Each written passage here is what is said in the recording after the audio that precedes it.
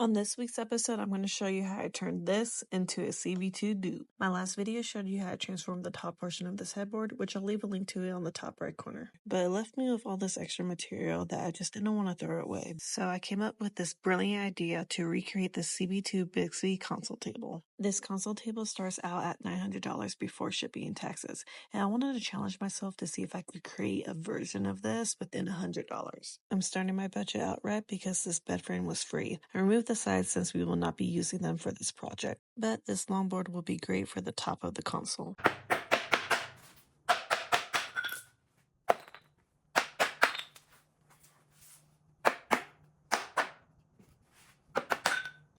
I added a generous amount of stripper to the blonde finish, which I'm using Clean Strip Premium Stripper.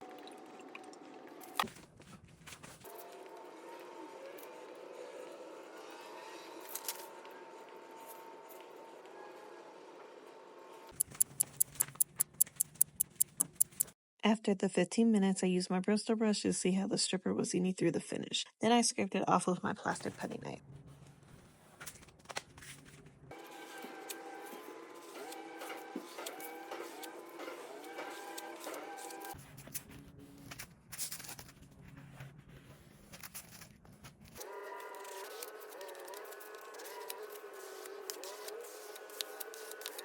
I followed up with mineral spirits to clean up any of that stripper residue.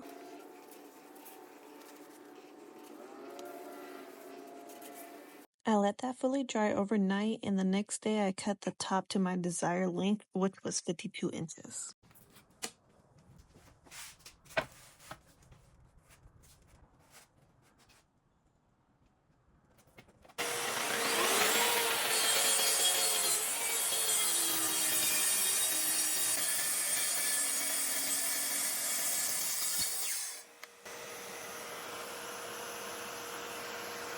After cutting it to size with my plunge saw, I ended up sanding the entire board.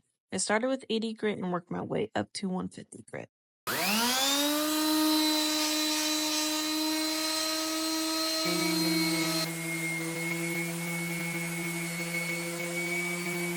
There was some damaged parts to the bottom surface of the board where I hammered off those wood connectors. So I used Mohawk epoxy putty and mahogany to fill in the damage. I will be staining this, so don't worry about the two different colors in the wood, and once it was completely dry, I just sanded it smooth. I purchased mahogany iron-on edge banding so I could cover the exposed particle board.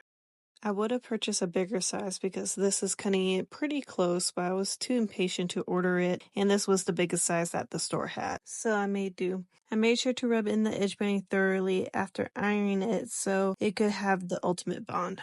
You could use just about anything for this. I ended up using my rule for this part.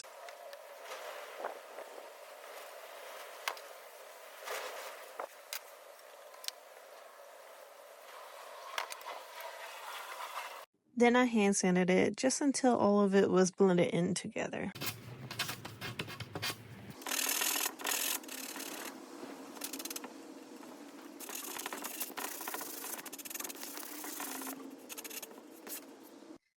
Next, I pick up my sapele wood from the lumberyard. I purchased 6 quarters, but had them mill it down to 5 quarters. But I also had them surface all 4 sides to make my life a bit easier. I usually park away from other cars so I can cut my wood in piece. I just bring a cordless circular saw, foam, a rougher square, and a measuring tape to cut the slab down so it could fit in my truck bed. The next day, I immediately started working on the template to create my wood connectors for the legs. I settled on having them at 7 inches wide and 4 inches high. I found the halfway point for the width and measure out 1.5 inches from the bottom and the top so I can line up my curvy ruler to trace out the curved part of the connectors. And just a reminder, I will list just about everything that I use in the description area.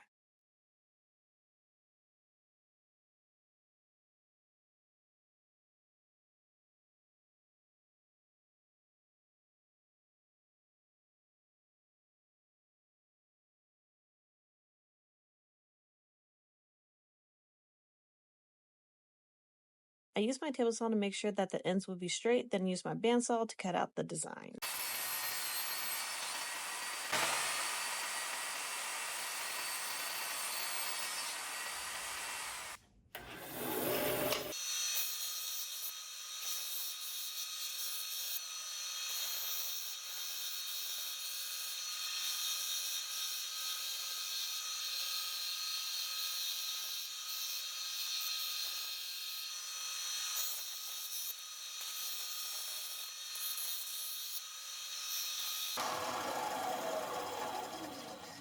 Once my template was ready, I used that to trace and cut out the 7 connectors that I needed. The next steps are pretty self-explanatory, and I went over how I use my templates in the last video, so I'm not going to bore you with explaining what I'm doing and just let you enjoy watching the process.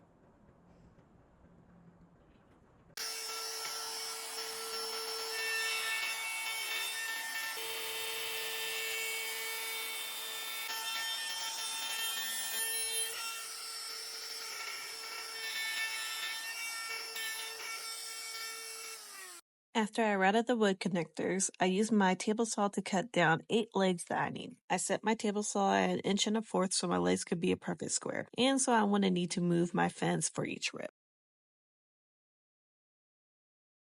Once I had all my pieces cut to size, I used my surf prep sander and my orbital sander to sand each piece. I started with 80 grit and worked my way up to 150 grit. Before I connected each piece together, I quickly nailed down a piece of wood onto a flat surface to use as a stop block to line up the legs evenly. I placed all my legs together and measured 10 inches down because I wanted my connectors to be that distance from the top. And by the way, my legs ended up being 29 inches long.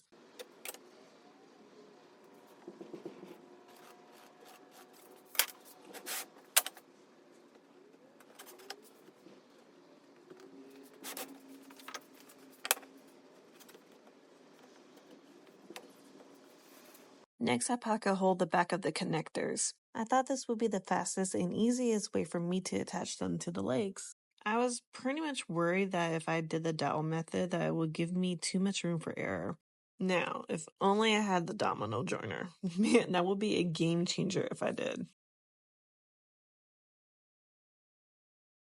I did not pocket hole the end connectors because I have something else planned for that. I'll show you what I mean in a few. But I did decide to glue and clamp the parts together and let it sit for about an hour before drilling in the screws.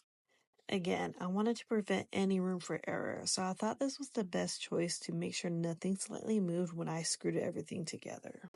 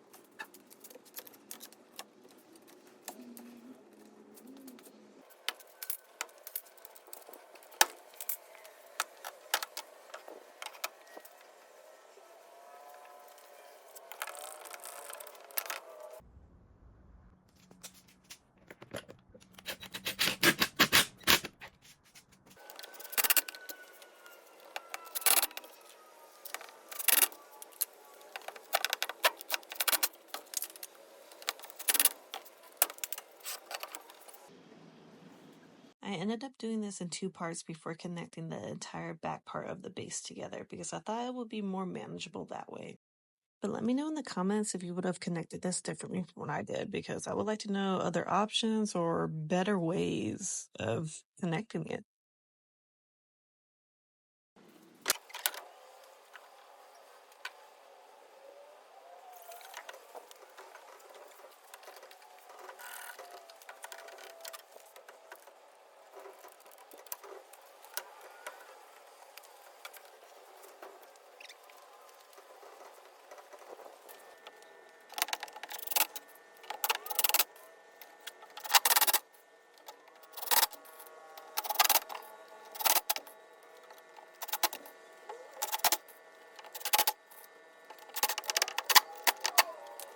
Once it was all dry and connected, I used my orbital sander with 120 grit to remove any of that dried up glue.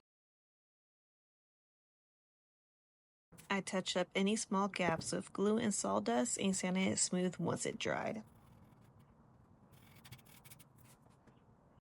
I purchased a mahogany dowel to connect the sides of the base to the back. I just used my rule to mark out the midpoint, then eyeballed the place where I wanted to drill the holes. And you probably already figured it out, but this is why I didn't pocket hole each end of the connectors. I drilled my holes about 2 inches in. This gave me enough clearance to drill all the way through the leg and into the connectors.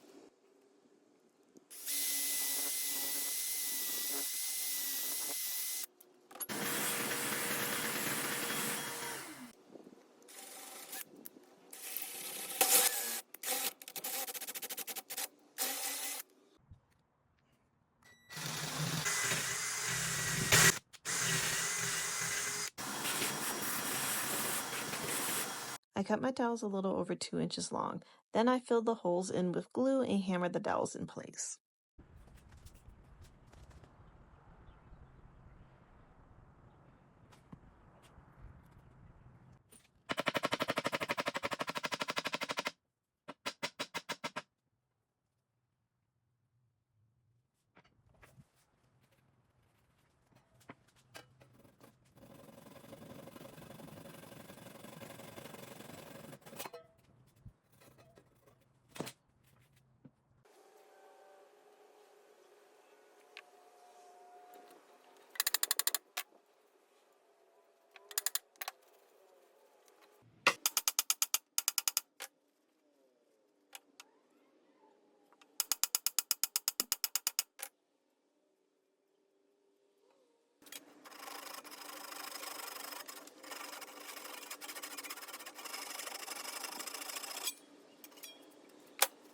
I sanded it all smooth and then got my router ready to run over the edges before I connected the sides.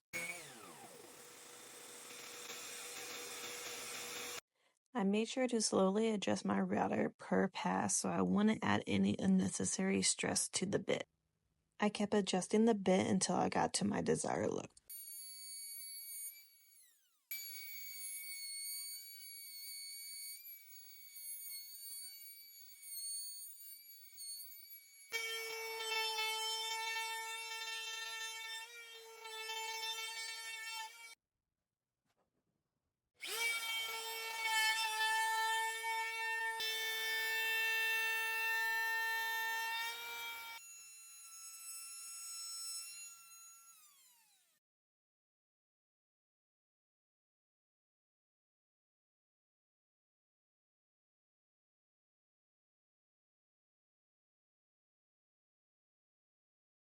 I ended up rounding the sides before I attached them because, as you can tell, the side connectors didn't match up with the back of the base.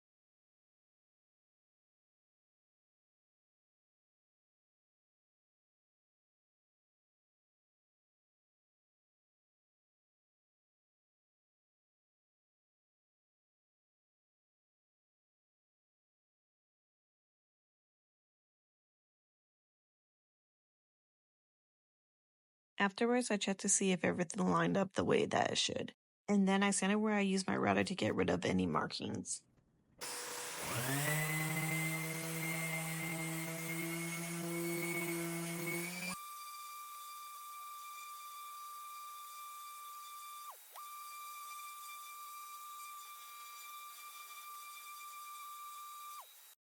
I placed my plugs in the holes where I jumped my connectors to give it a seamless look.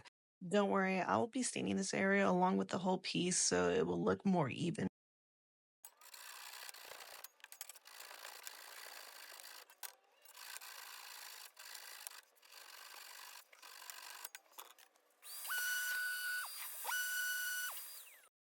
Finally, it was time to connect the sides.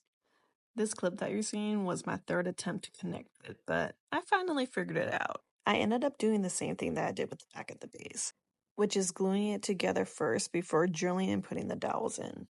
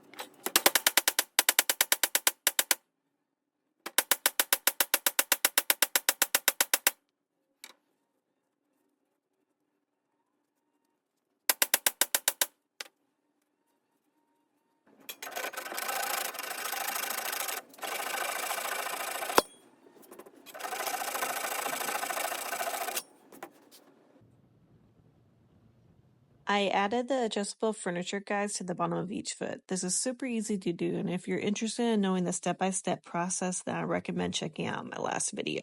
I then applied 1 coat of honey cork by Minwax to the entire piece. The yellow in the stain just helps mute the red in the mahogany in this appealing, but it still keeps that warm, rich tone that the wood has. I attached the base with figure 8s, and I just want to mention, since I didn't video myself staining this part, but I did a mix of honey cork and Sedona red by Varathane on the parts that were light wood, such as the bottom of the top, so it can match the rest. Finally, I sprayed 3 coats of polyacrylic for ultimate protection. And this is the final results. Y'all, I am so thrilled with how this piece turned out. It turned out way better than what I thought I could do. And I actually kind of like it better than the CB2 one, but I don't know, I'm maybe kind of biased here. But let's talk about budget. I'm going to put the breakdown on the screen for you guys. I know I went over by $24, but looking at the final results, I'm totally cool with that. But all right, y'all, you know the drill. Stay tuned for the next one.